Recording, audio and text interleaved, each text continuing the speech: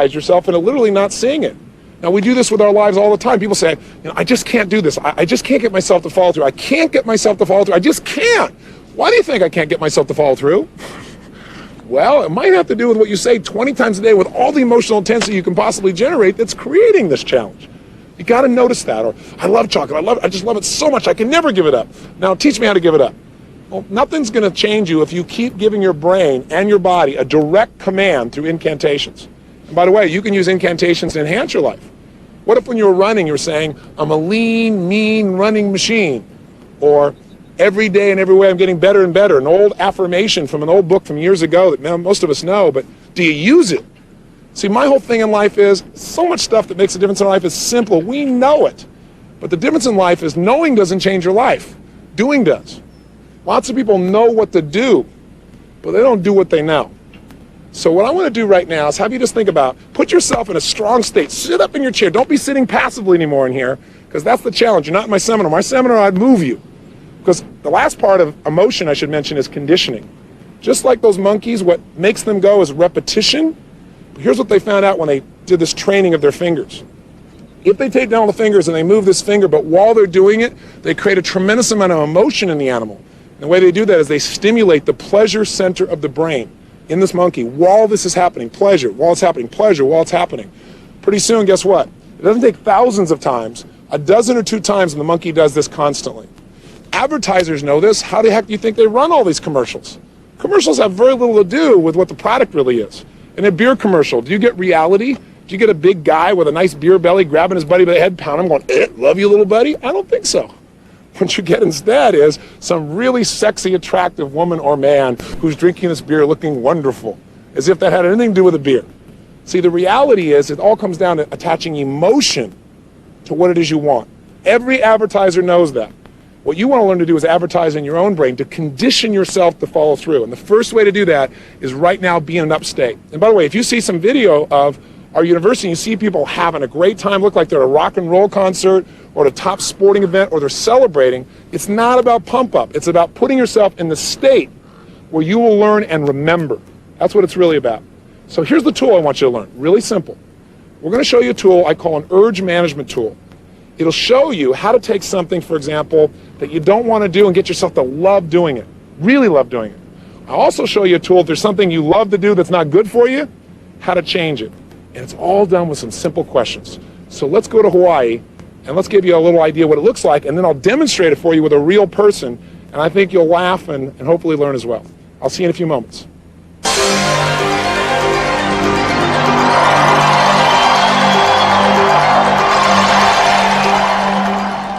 I want to give you one other little tool, and it's a tool that is so simple again. It's like my idea of profound knowledge is when you take something complex and you figure out how to make it so simple, anybody can do it.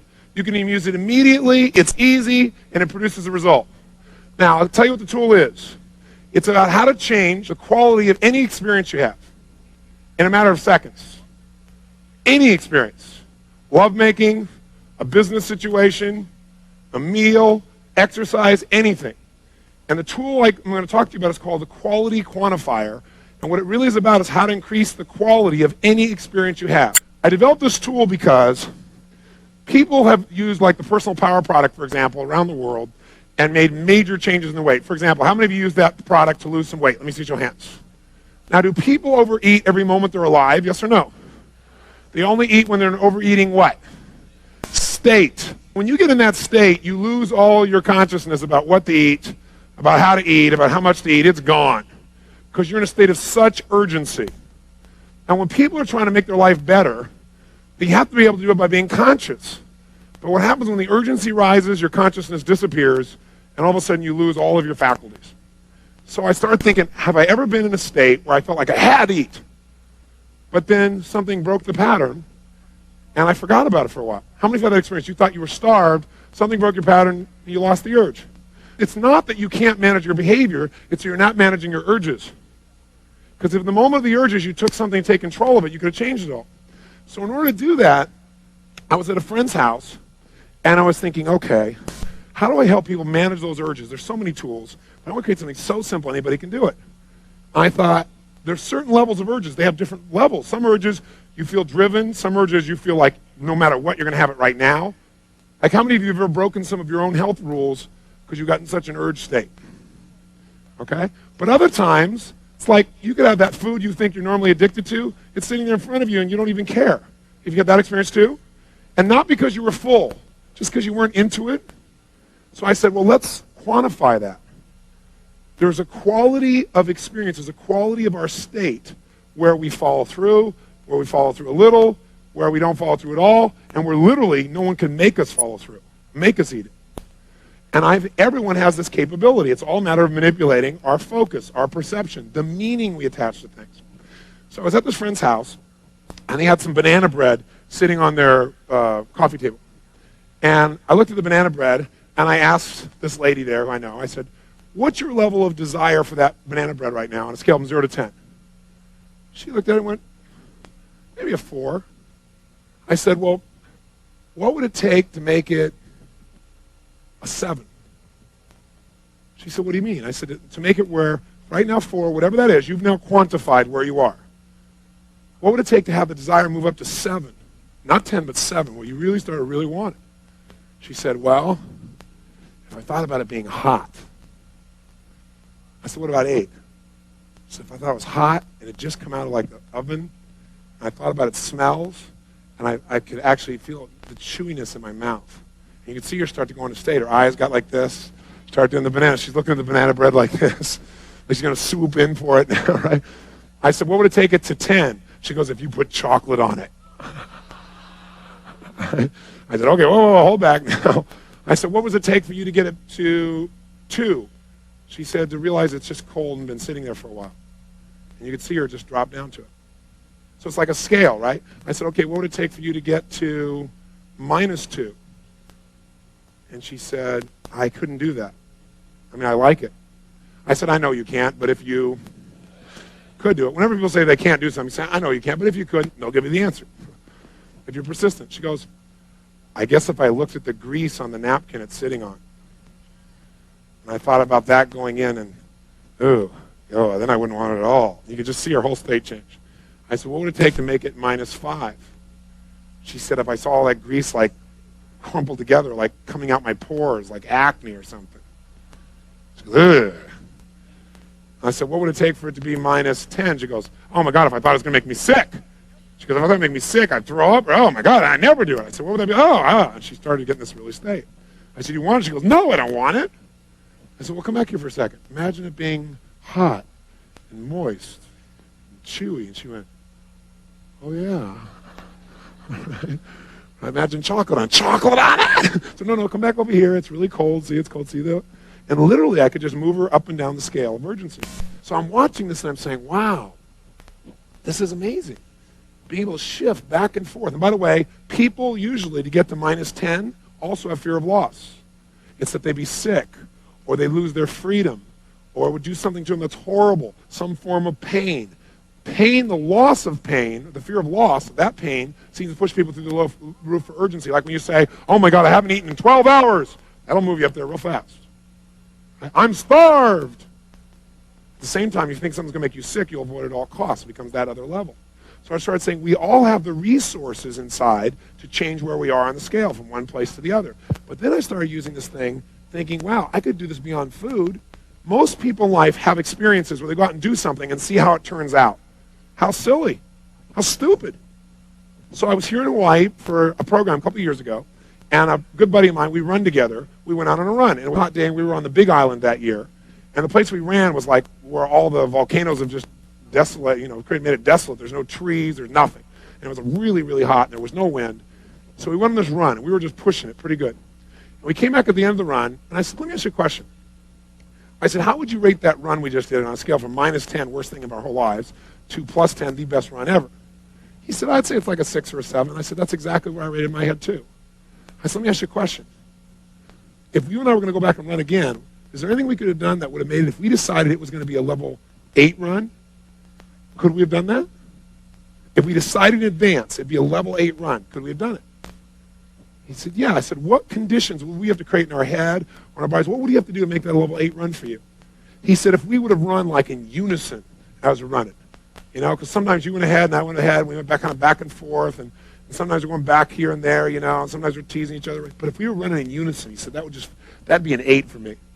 I said, wow, that's pretty cool. I've never thought of that. Yeah. I said, what would have made it a 9 for you?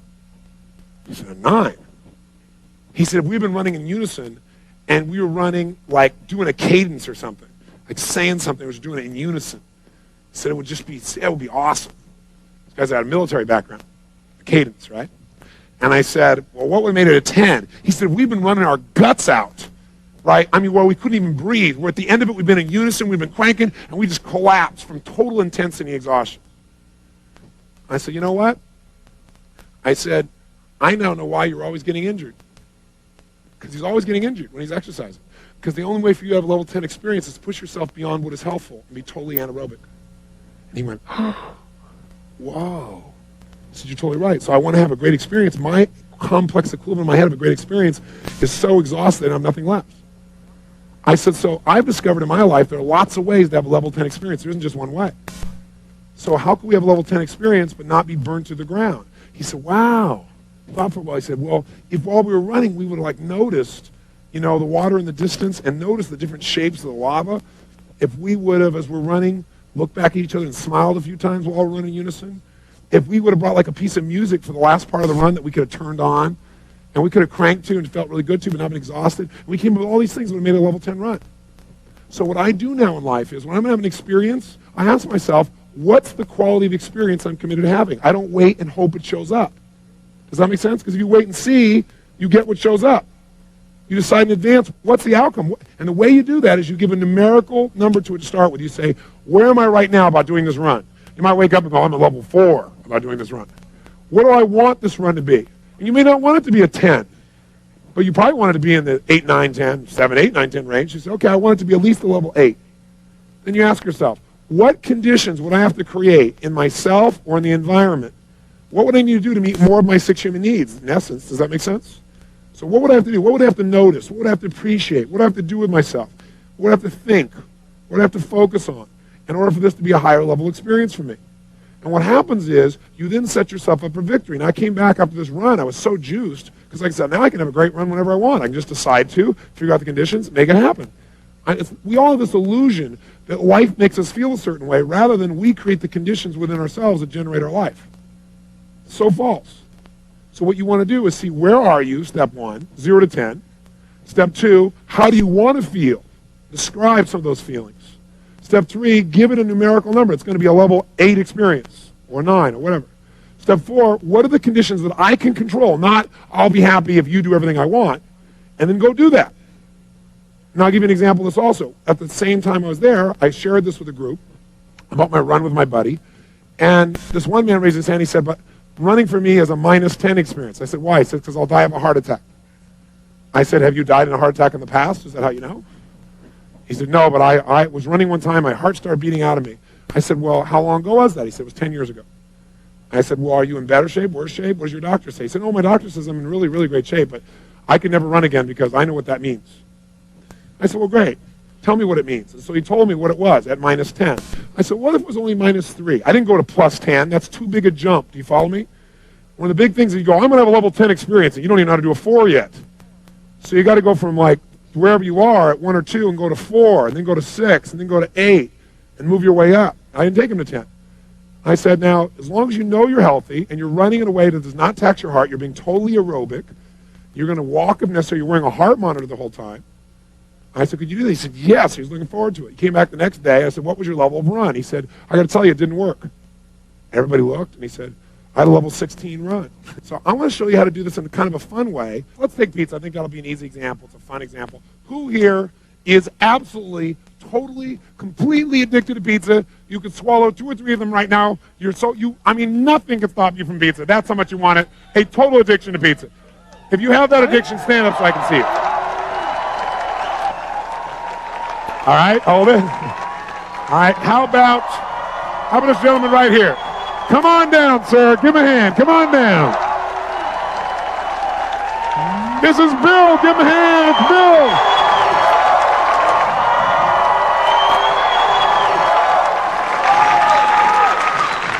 First point is you got to recognize where you are currently about the task at hand. whether it's running, whether it's pizza, anything. So you're going to assign a numeric value to your experience. You're going to say on a scale from -10 to what? +10, where are you? So we'll say to you, on a scale, Bill, from -10 to +10, where are you around eating pizza? +10. Is it just +10 or is it above +10? It's +12. +12. Is that about accurate? Yeah. +12, okay? So then, most people never decide in advance the level of quality, pleasure, joy, excitement, or even pain that they're committed to experiencing to a given task in advance. So the second step is to consciously describe what feelings you want to experience while doing a particular activity. The third step is decide and quantify. You say, I'm going to give it this quality, I'm going to make it a level 10 experience, 9, whatever. The fourth step to the right here is you're going to ask yourself the question, what conditions must I create inside myself or the environment in order to experience this at level of quality, at level whatever? Okay? What do I need to focus on, appreciate, what do I need to do with the task in order to change how I feel about it? What we'll do here with Bill is we will ask him where he is, and we'll get him to move things for us and tell us what he has to do to change it on the scale. So Bill, if you imagine this is our scale from -10 to +12. We'll have to add 2 more here for Bill. Okay, to +12. What I'm going to do is I'm going to put the pizza in front of him, and he'll describe for us a little bit what are some of the qualities that he needs. So, Bill, here is a pizza, sausage pizza. Well, first off, I don't eat sausage or pepperoni. You don't eat sausage or pepperoni? I like the cheese and the other aspects of pizza. Cheese pizza. Yes. What's your level of desire for this pizza? Right now, it's only a 10. It's only a 10. It's only a 10. Okay? Wow, it's not really warm. It's not really warm. Well, imagine it warm. 10. 10. Imagine it getting warmer. Can imagine some mushrooms on it. Okay, imagine some mushrooms on it. Maybe a 12. It's a 12. So imagine it with mushrooms on it, warm. Mm-hmm. Some dried tomatoes. Some dried tomatoes. Dried tomatoes, mushrooms, cheese, melted cheese. Dripping with cheese. Dripping with cheese. Dripping with cheese. Extra cheese. What kind of cheese? Extra cheese. Extra cheese. What's your level of desire at that level now? About 15. About 15. Okay, so extra cheese. Does that help him get in that state? So let's write down, what does he do to get it higher? Write it down on your little sheet here. To get even higher, what does he do? He adds in his mind that it's really hot. He adds in his mind that it's got mushrooms. And to get it to 15, he puts on extra what? Look at his face when he even says it. Look at his face. And sun-dried tomatoes, thank you. Now, think about this pizza now. And I want you to take this pizza, if you would, and put it down, if you would, to level 8. Go ahead and hold it with the other hand. Level 8. Tell me, what do you got to do to make it level 8? It's +8. It's not really, it wouldn't be warm. It'd be warm. And maybe it's just cheese pizza or... Oh, I got to give you the, I'm sorry, I gave you the wrong one, didn't I? Yeah. There we go. Yeah, if it wasn't really warm, if it was just slightly above room temperature, maybe it'd be an 8. Slightly above room temperature, which is about what that one is. Okay, so that's an 8. Bring it down to a 3. It'd have pepperoni and sausage on it. Okay. Hold both of them now. It looks more attractive when he's got more. Did you see his face? Oh. I still want to drop it. Okay, that's fine, no problem. So make it a 3 and it's got sausage on it because you don't eat sausage or pepperoni. Because after all, you're one of those guys that has a pizza and a light beer. I don't drink beer either. Oh, okay, you don't drink beer either. Do you have a soft drink? Diet Coke. Before the seminar. Before I understand. I'm not on your case. I'm your buddy. But isn't that what we all do? It's not just him. Yeah, give me a big extra cheese pizza and a light Coke. Okay, it's a sausage. Make it a 0. Where you should be noticing is not just what he says. Do you see the change in his head? Do you see a change in his breathing? His facial expressions? Is he in the same state? Yes or no? Is he even close? Where is it now, 0 to 10? 0. 0.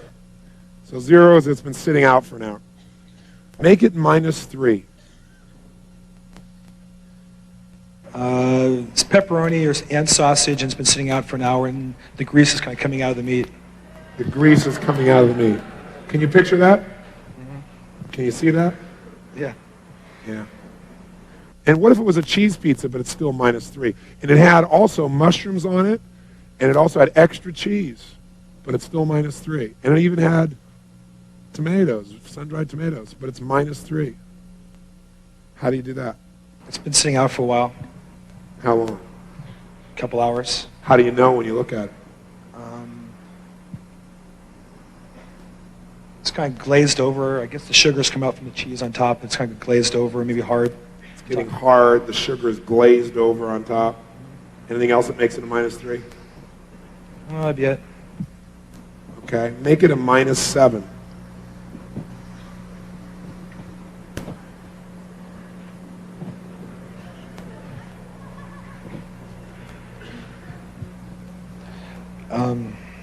I can smell the meat kind of rotting a little bit.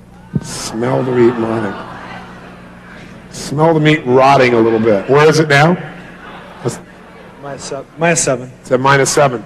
Bring it down to -9. No meat, and it's -9. It has mushrooms, it has extra cheese, it has sun-dried tomatoes, and it's -9.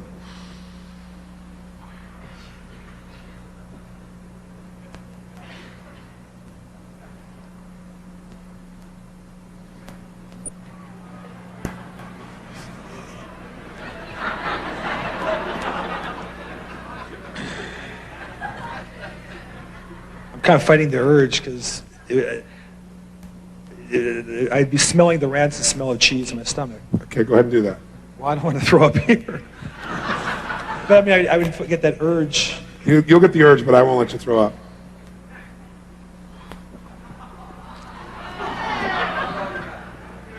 Tell us when you're at -9. You won't throw up till we put you at -11.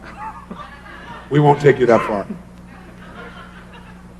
But you'll be real close.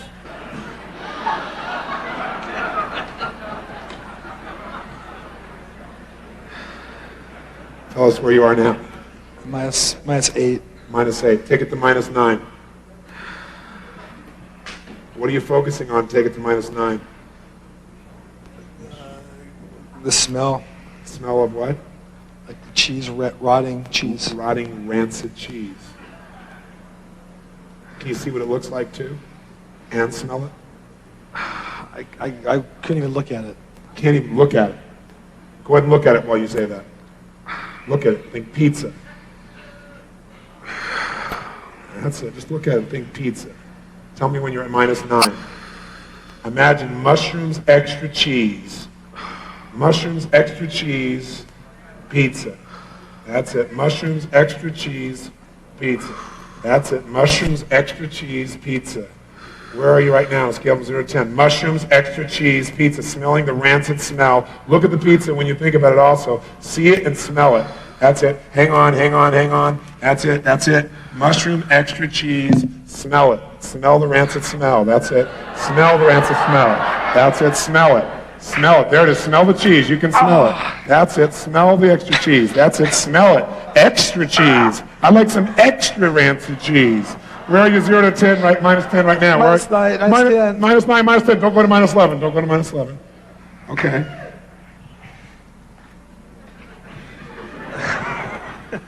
You want some? No, I don't want it.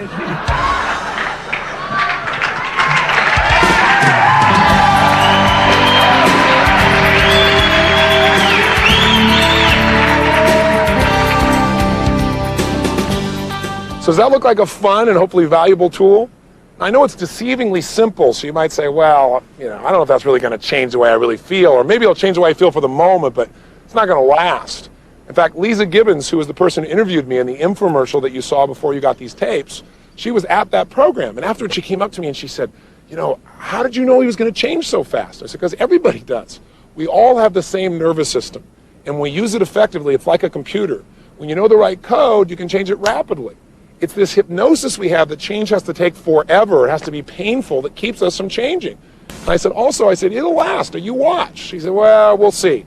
So we just followed up about a year later with this gentleman, Bill. And what's interesting is, not only has he not touched any pizza for an entire year, I mean, not even close, but he said he's never touched any more cheese. And here's the best part. Is it because he can't? No, he could go back and change it tomorrow if he wants to. I'm not about taking away people's choices. But he doesn't have an urge to. He doesn't have any desire, is what he said. I just don't want it. Wouldn't it be nice to eliminate one of your addictions through this simple process?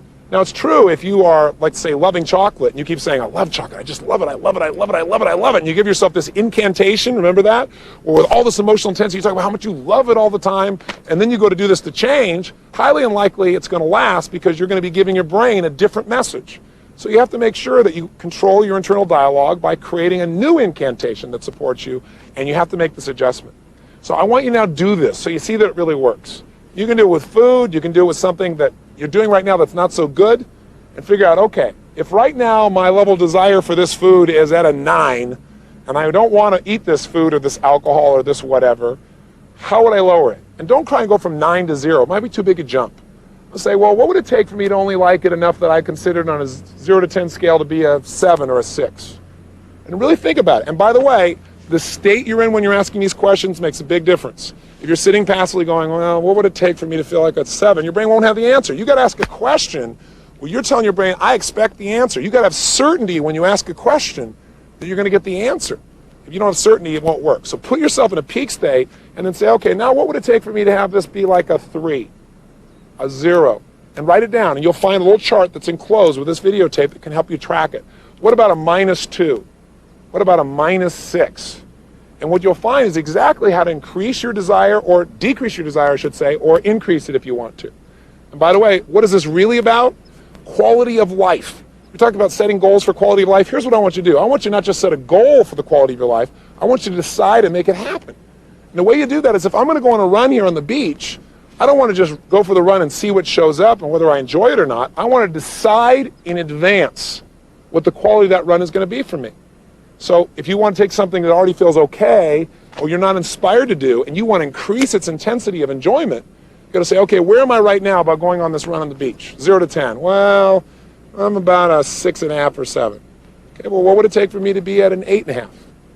I don't know. As soon as you say, I don't know, say, I know I don't, but if I did, what would it be? Kind of change your state, you'll get the answer if you keep asking.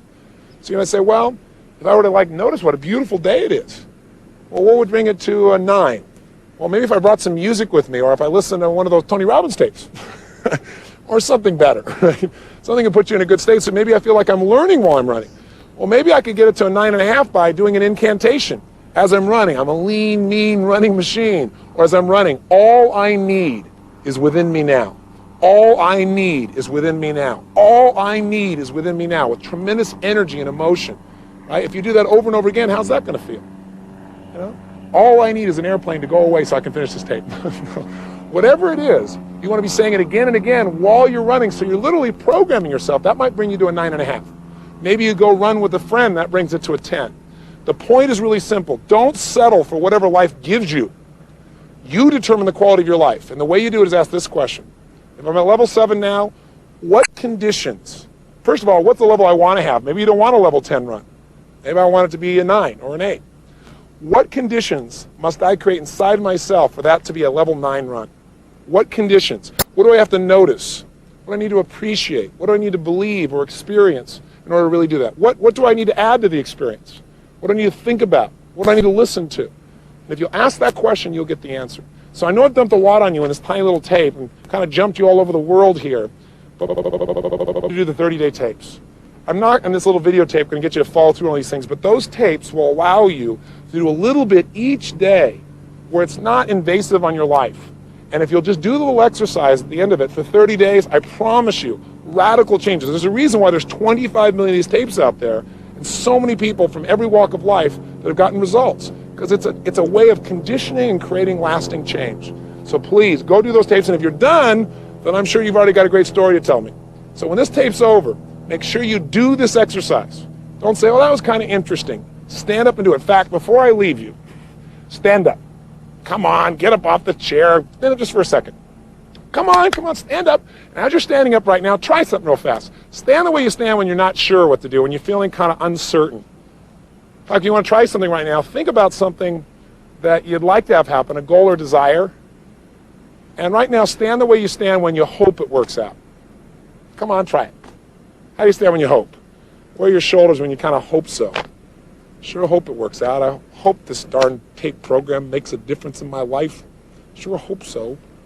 You know, how do your shoulders look? What's your breathing like when you're uncertain? You don't really know. Where's the weight in your body? Where do your hands tend to go? Say something in an uncertain tone. There's nobody around, it's just you and me on tape. Go ahead, try it. Yeah, I hope so. Hope. What does that feel like? Is your voice loud or quiet? Slow or fast? Shoulders, hands, where do they go? How does it feel about your ability right now to actually achieve this goal? Probably not very great. When you think about it, maybe you think about it working and also not working. Now try this. What if you were worried? What would you do? Try and be worried a second. What do you do? Maybe tense up a little bit? Get out of that. Put yourself in a state of certainty right now. How would you stand if you were absolutely determined that your goal would become a reality? That you were going to use this to truly change your life? Come on, if you're not standing up by now, please stand up. Right? Stand up. Feel strong. How do you stand when you are totally determined to make something happen? If you knew beyond a shadow of a doubt, you have decided this will be and therefore it will be. If you didn't even know how you're going to do it, but you just decided you were going to find a way or make a way. Have you ever been in that place where you felt like you're in a role where you felt like nothing was going to stop you? Even if you haven't, stand that way now. Who do you know who's unstoppable? Stand like that. Pick some movie character, an Arnold Schwarzenegger or somebody outrageous, somebody, and be in that state. Because remember, when you change your posture, when you change your breathing, most importantly, when you change the way you move, emotion is created by motion. The tempo at which you say something will change you. So right now out loud, in a state of certainty, say anything out loud about your goal. I will achieve it. I will make this happen. Whatever you want to say, but try it right now. And that state of certainty, do it now. Come on. And that state of certainty, right now, feel how good that feels. And in that state, I'd like to ask you to take some action. And the action is do this exercise immediately. So either pick something you want to lower your emotion for, or pick something you want to enjoy more and change it right now. When you go turn this off, take action. If you do, I'll know you'll have some nice results to tell me as well. And I hope, after you finish these 30-day tapes, you'll write me a personal note about what's happened in your life. That's what I do this for the most. That's what juices me. I'd love to hear the story of your success and your enjoyment. And also, I hope I get a chance to see you in person. I gave you a $100 discount to come to one of my seminars because I hope you'll come take advantage of that. There's nothing like being in the environment where you get personal live coaching to get something done. And if you join me at Master University, you won't just get mine, but you have people like Norman Schwarzkopf teaching you leadership, and people like Peter Lynch, who's taught in the past for us finance, and people like John Gray to show you how to make your relationships work. So if you're interested in that, please look at the back of your book or call us with the number at the end of the show. But I just want to say to you that I hope this is not the end but the beginning of our relationship. But regardless, what I wish for you the most is a quality of life that is extraordinary. And that's done by you deciding to make it that way and using the God-given talents that you and I already have. So create an extraordinary life, enjoy yourself, take care of yourself and your family, make a difference in the world, and most importantly, live with passion. God bless. I hope to see you soon.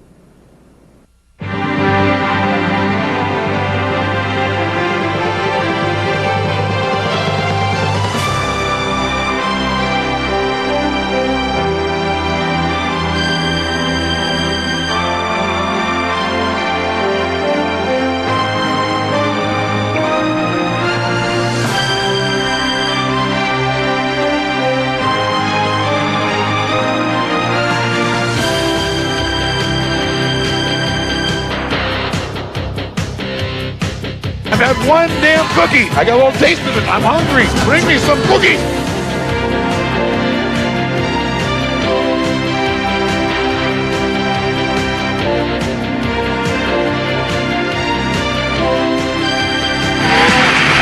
You want to make God laugh? You tell him your plan.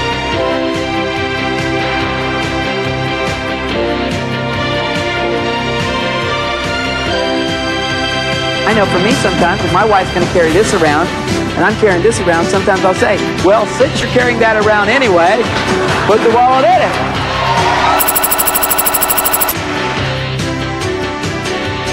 Now, if you competed with those folks, you knew they were great. You should have bought the hell out of that stuff.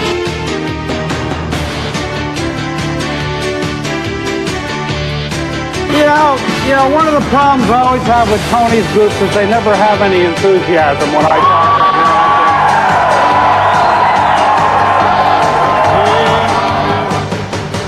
Well, dear, I think you should do what you think is best.